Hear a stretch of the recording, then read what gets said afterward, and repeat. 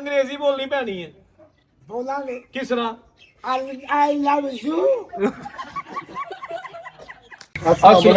वालेकुम सलाम, की हाल है? अल्लाह का शुक्र भाई, ठीक ठाक। यार मेरे को मैं बाहरों आया मैं ते इंग्लैंड दे वीजे ने कोई बंदा बाहर घलना जे हाँ जी है वे? हाँ जी है वे। आइयो बैठियो ना, बैठियो तुसी। लो जी वीजे लेके आए हैं। आइयो आइयो बैठियो। नहीं बंदा कोई घलना जे बंदा घलना, बैठो तो सही पहले। ते ओ बंदा मिलाओ।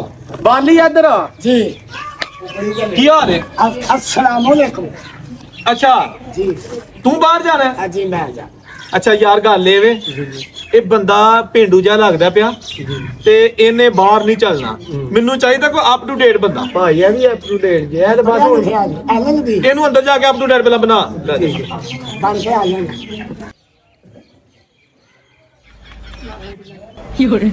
ਚਲੋ ਆਈਓ ਆਈਓ ਭਾਈ ਆ ਗਿਆ ਜੇ ਬੰਦਾ। ਕਿੱਥੇ ਬੰਦਾ? ਬੰਦਾ ਹੈ ਜੇ ਭਾਈ, ਹੈ ਇਹ ਬੰਦਾ ਆ ਗਿਆ ਜੇ। ਸਿਗਰਟ ਹੀ ਤੋੜ ਛੜੇ। ਅੱਛਾ ਜੀ ਆ ਇਹ ਕੰਮ ਚੱਲ ਜੇਗਾ।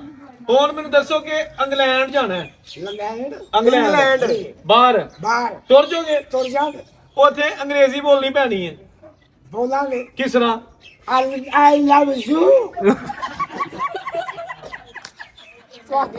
ਤੁਹਾਡੇ ਨਾਲ ਪਿਆਰ ਕਰਨ ਵਾਸਤੇ ਆਇਆ, ਕਮਾਈ ਕਰਨ ਵਾਸਤੇ ਆਇਆ। ਤੇ ਜੇ ਉਹਨਾਂ ਆਖਿਆ ਕਿ ਕੰਮ ਕਰ ਪੈਸਾ ਕੋਈ ਨਹੀਂ ਹੋ ਤੇ ਫਿਰ ਮੈਂ ਲੈਣ ਕੀ ਜਾਣਾ ਉੱਥੇ?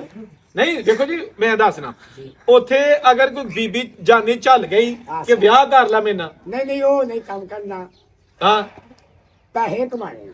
ਪੈਸੇ ਕਮਾ ਕੇ ਇੱਥੇ ਆ ਕੇ ਵਿਆਹ ਕਰਨਾ। ਇੱਥੇ ਆ ਕੇ ਵਿਆਹ ਦੂਜਾ ਨਹੀਂ, ਪਹਿਲਾਂ ਉਹ ਦੋ ਕੀਤੇ ਨੇ ਤੇ ਹੁਣ ਤੀਜਾ। ਹੁਣ ਤੇ ਜਾ ਅੱਛਾ ਮੇਰੀ ਗੱਲ ਸੁਣੋ, ਬਾਹਰ ਗਿਆ ਫਿਰ ਵਿਆਹ ਕਰਾਣਾ ਪੈਣਾ। ਹੁਣ ਇਹ ਦੱਸੋ ਵਾਟ ਇਜ਼ ਯੂਰ ਨੇਮ?